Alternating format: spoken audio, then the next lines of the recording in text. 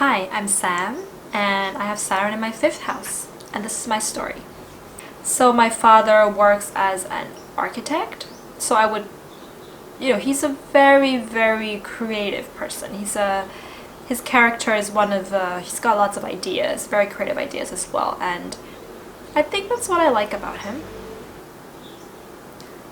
So while I was growing up, one of the things I really loved to do was to draw, especially designing clothes. So I guess I had this dream that I wanted to be a fashion designer. Yeah, I remember all the sketches I would make. Just love the way that, clothes fit on people and the different fabrics and colors and putting them together. It was my passion. So while I was growing up, when I was around, 11 or 12, I would show my father some of my sketches.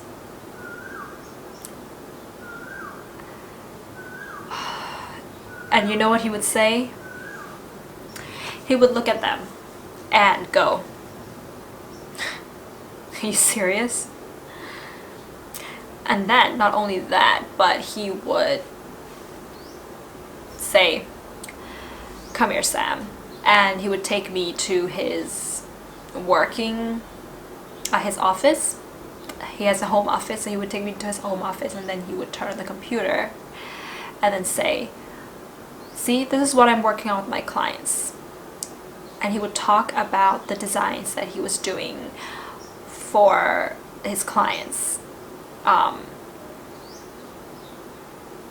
These sketches, computerized, 3D rendered sketches of whatever he was working on. And he would kind of be like, "See, this is real work. This is design. This is real design." He would say, "This is real design," after I showed him my fashion sketches. I remember one day he was hosting a dinner party for all of his colleagues and things like that, and he took my sketches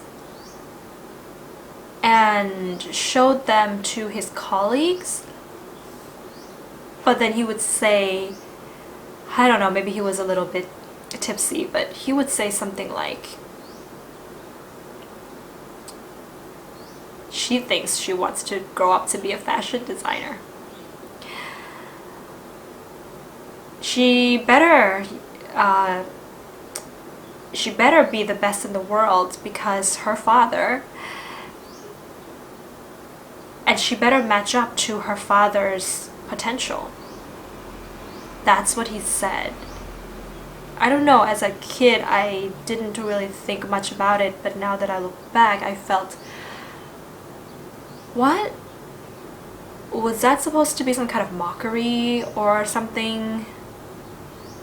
But he would say to his colleagues when they came for the dinner party that, "But you know what? Sam's actually really good with teaching and with sports. I can definitely see her being a mentor or a sports teacher in the future. She's really got that down, Why should she lower herself and become a fashion designer?" But somehow, while I was growing up, I felt something inside of me that was telling me that it was questioning whether my dad was saying all those things because he really believed it, or he was saying that because he just didn't want me to do the same thing that he was doing. Because something was going on inside of him that he thought I would be better than him. That sounds weird, right? But I couldn't help but have this feeling while I was growing up. So I thought to myself, never mind, Dad, never mind, I will get fans.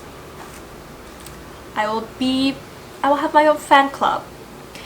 Have my own fan club in one way or another. So I'm not proud of it to say right now, but when I was in high school, I was dating a lot of people. Sometimes I was dating several people at once.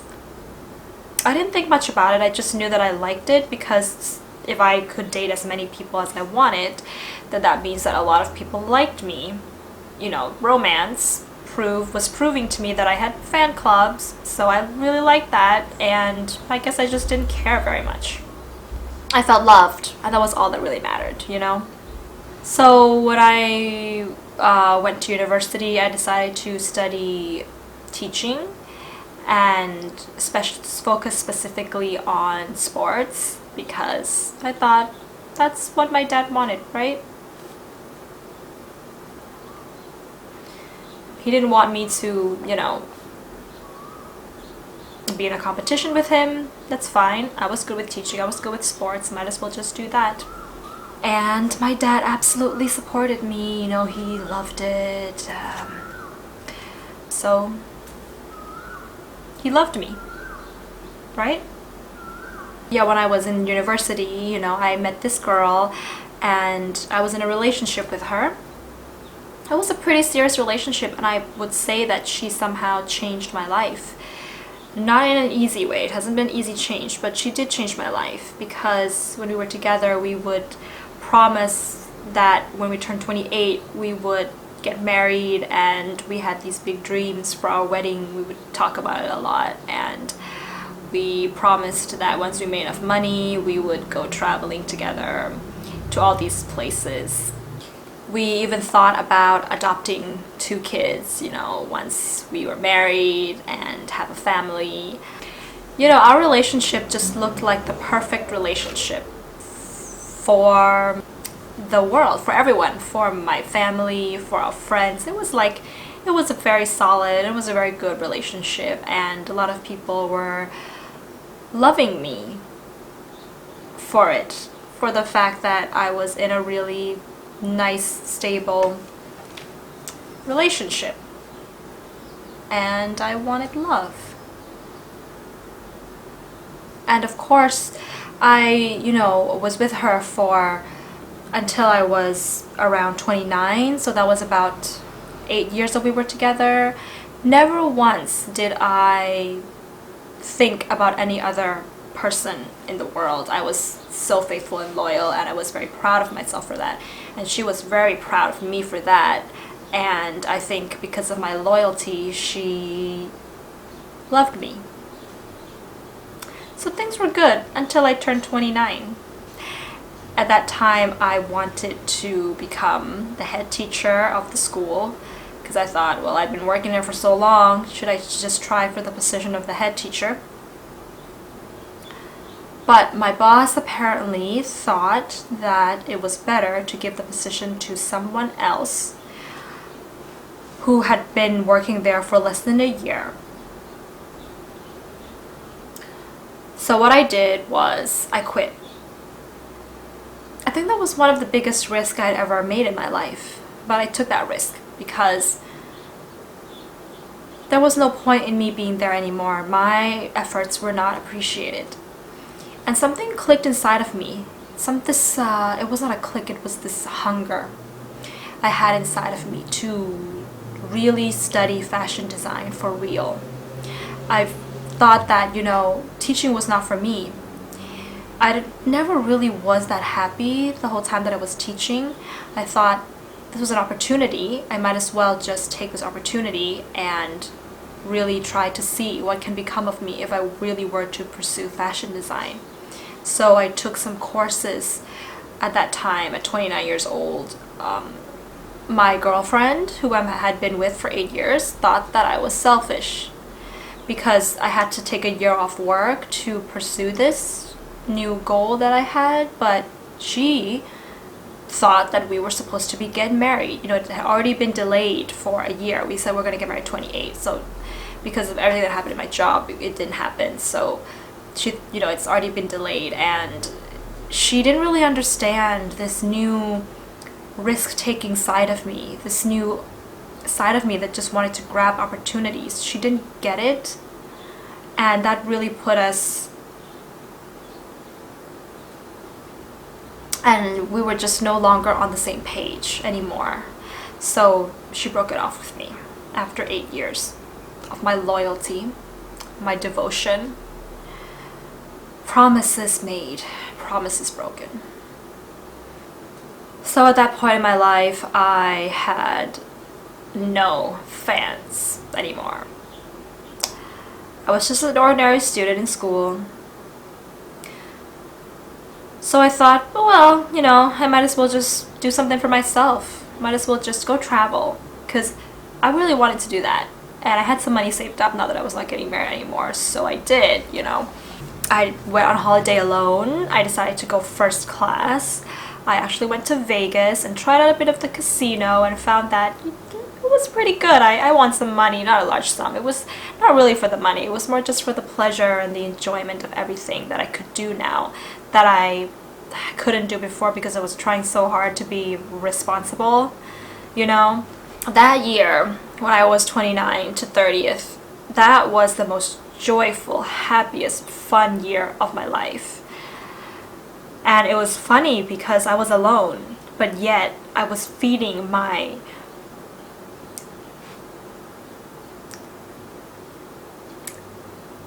pleasures, my leisures, my creativity, and that brought me so much joy. And you know what? This joy bled into my studies. So by the time I had finished getting my degree in fashion design, I came out top. I was, you know, I had first class honors. And my dad got in touch with me and he actually complimented me on my studies. And I was like, okay, I thought he didn't like fashion design, but for some reason, he was saying that he saw some of my work and I was very talented. I was actually very talented, and he really supported this new path of mine. And now I'm 33 and I own my own fashion brand, and I have many fans, more than I'd ever had before, many real fans. People who absolutely loved my work and who were, you know, consistently buying, you know, things that come out every season. You know, now I really feel that I know that I have this gold inside of me, in my heart, like deep inside my heart. There's this piece of gold that I would say hides in my heart of steel. And the moment that I brought it out and let it shine, I really learned to love myself because I had it within me. I had the gold within me. And I design clothes based on love. I love what I do. I love my customers, and I make clothes for them based on the love that I have for them, based on this gold, heart of gold that I found within myself. And that's why people love me for real. So after having gone through all of this, I now realize my karmic cycle and how to break out of it. I realized that the cycle all started because I was insecure about my own identity. And that all stems from the relationship that I had with my dad, because my identity really came from my creative potentials. Everything that I created was who I am. And when that was challenged, that brought me a lot of insecurity, and I starved for recognition. I needed the recognition for who I was and how capable I was, and I was starving for that since I was a child. So I overcompensated for that by trying to be successful in many things in a career, but none of them was coming from my self-expression. Even though they were recognized, you know, but they were not coming from my own identity, and that was the problem. I overcompensated also in terms of romance by trying to get lots of it, because that showed that I was recognized.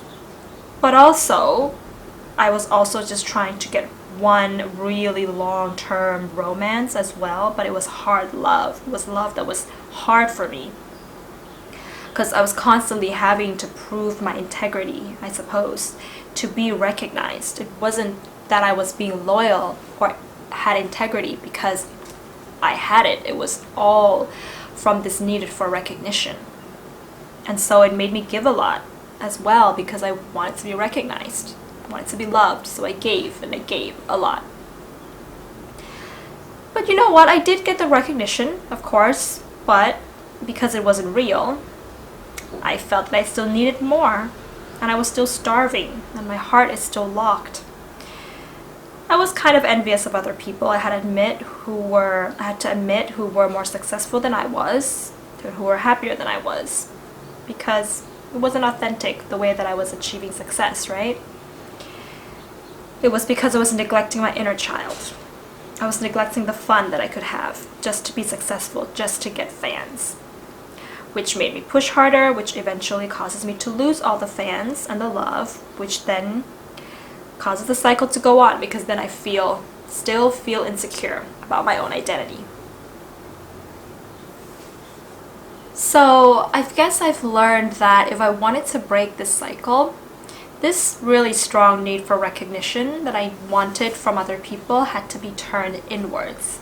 I had to recognize myself by loving myself and who I was, recognize who I was, recognize my identity, and then give myself the recognition first. You know, there's this quote that goes something like, when you're seeking for love, when you're searching for love, you're actually searching for yourself. And that's what I felt my whole life up until I was in my 30s. I now know that if I wanted to break that cycle, I had to let my inner child live. The inner child was screaming to get out from underneath there, and I was doing so much to feel love, like the child would like to feel love, but it was from the outside. It was through a very surface level.